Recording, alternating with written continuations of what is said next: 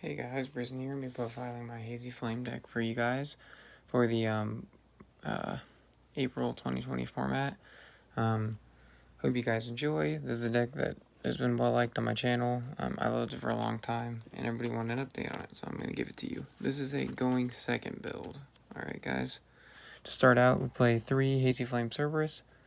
All these guys can't be targeted by your opponent's card effects. When he's destroyed by card effect or battle, you add a Hazy Flame card from deck to hand, which is important. It's a card, so you can add the spell or trap to hand too. Also, you can normal summon him without tributing and make his attack 1,000. He's the only one that you can do that with.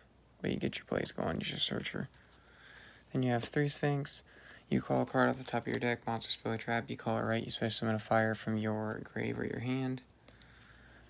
3 Hazy Flame Parison. You can tribute it and discard a fire from your hand and special summon 2 Hazy Flames from deck. 3 Hydra. Really good. If you overlay it for the XYZ summon of a fire monster, you add Hazy Flame cards from your graveyard to it as materials. Equal to the amount of Hydras you have, so if you overlay 2 Hydras, you add 2 Hazys from your grave to it as materials, which is cool. 2 Hazy Flame Griffin. I'm only running 2 because it only works if all monsters you control and in your grave are fire, and you play some non-fires in your extra deck and stuff, so it can be a free tribute or a free special summon to overlay. That's it. That's it for the Hazy monsters. Then my last monster, I run 1 Dino Wrestler Pankratops. Really good, especially going second. You can just pop a Floodgate or a monster. On to the spells, I play 3 Pillar in this build. Before, I used to say, say it was slow or whatever. You want to open up a way to get out your Hazy Flame monsters. This is one of the ways to do that. Also, you can add Hazy Flame cards from your hand to an Exceed monster you control, so you can add Hazys from your hand to your Vassal Trice. But yeah, like I said, it adds spells, so you want to load up on 1 card, spells, traps, or monsters for your Sphinx, and I'm doing spells for this deck. So, just adds more spells, let you normal summon your play starters. Really good. 3 the Monarch Stormforth. Even though it's a once per turn card, you want to be able to see it. It's just non-targeting spot removal. You just tribute your opponent's monster. So it's like Soul Exchange, except you can attack that turn, which is cool. 2 Onslaught of the Fire Kings. I am only running 2 of this. Even though it's going second, it is a play starter because it can get your Cerberus out of your deck. It's a Fire Beast, Beast Warrior, Winged Beast that is special summons from your deck if you don't control a monster. If you open up multiples, it's dead, and if you already have an established board, it's dead. So, unlike Stormforth. But this also destroys at the end phase, which is cool, because Cerberus effect activates in grave. So like when it's special summon, its effects are negated. When it destroys it, Cerberus has met its requirements, it'll get its search effect in grave if you can't do anything with it that turn, which is cool. We'll get into the draw cards. This is where I have a couple tech cards in to show you guys why. 3 Perform Prop Hopper Up. This card's awesome. You can discard with 3 cards from your hand, draw the same amount. At the end of the turn, you take 1,000 for each card in your hand. So, it's pretty crazy. You want to make sure you don't end on a lot of cards in your hand because it's got a pretty big cost, but you want to see your Hazy Flames engraved so you can reborn them. And I play a lot of cards to do that. 2 Desires because it's a 40 card deck. If you play 3, you're going to see it too much. I don't want to draw doubles, and I don't want to draw Desires off of Desires. So 2 seems perfect. It banishes the extra copies of cards you don't want to see from your deck, and thins out your deck so you can see cards that you need more. So, really good card. I play 1 card Destruction just to get them into from your hand to grave, so you can reborn them, and 1 Upstart Goblin to play a 39 card deck. Because less cards means that you're going to see more of your combo pieces. Thank goodness, finally came off the ban list. 3 Rekindling, really good card. You special summon from your graveyard as many fire monsters with 200 less defense. Or with 200 defense, sorry guys. So, your Hydra, and your Cerberus. And that's kind of how you OTK, or you go into your Vassal Trice 5 materials. So, really good.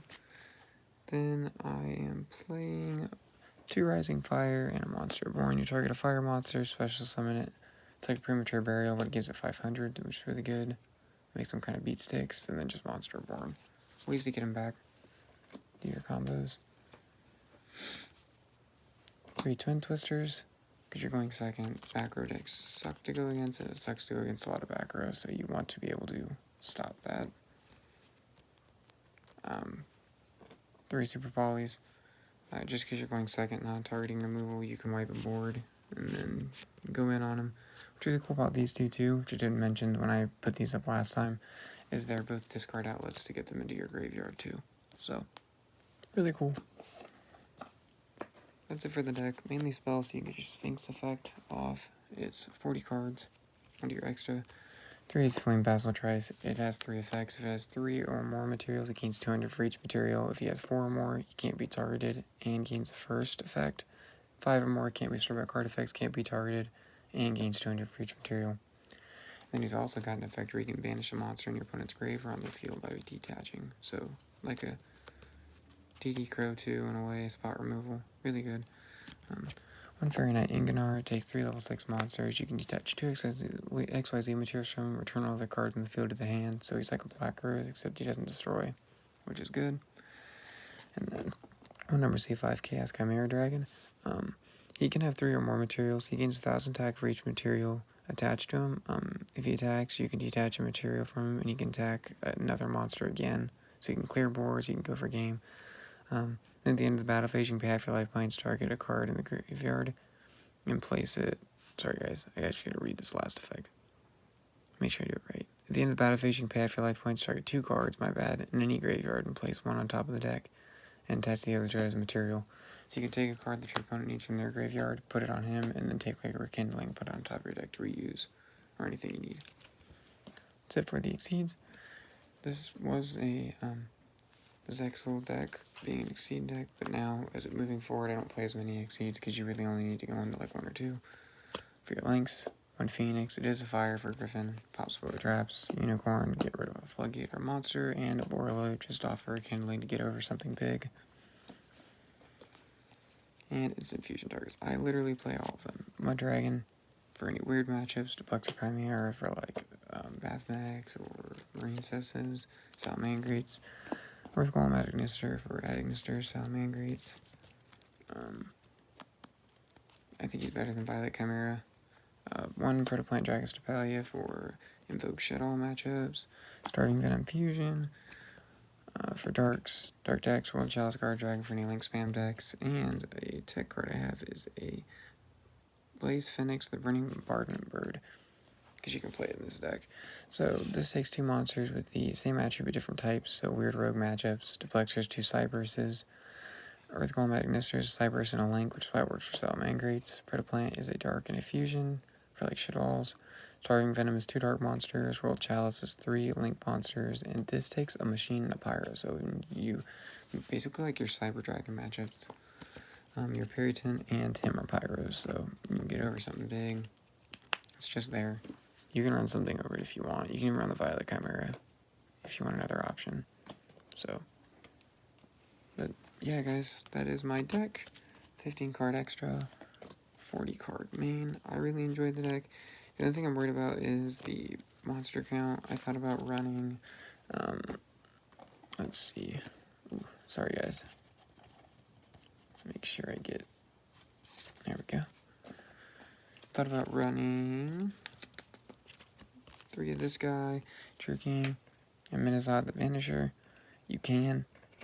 Also, I don't have the field spell, but I thought about running that too, so you can pop your Cerberuses and get searches. Really cool. When he pops a fire, you can banish a monster on the field, so debating on running him still, and then I also debated on main decking Lava Golem, because he is a fire. You can use it to tribute out a Periton. The only problem is you can't normal summon or set the turn you do that, so just depends. It is a really good card. You can special summon from your graveyard and get the effects off, so if you're just going full special summoning, this is a pretty good card to just get over opponent's monsters, but I'm mainly just citing it if you have to use it to take the L. This is high debate for me. I don't know if I should main deck Twin Twister or this. You guys can let me know in the comments. But yeah, that was really all I was debating on. Other than that, I love the deck. A lot of fun. I will continue playing it and continue profiling for you guys. I'll see ya.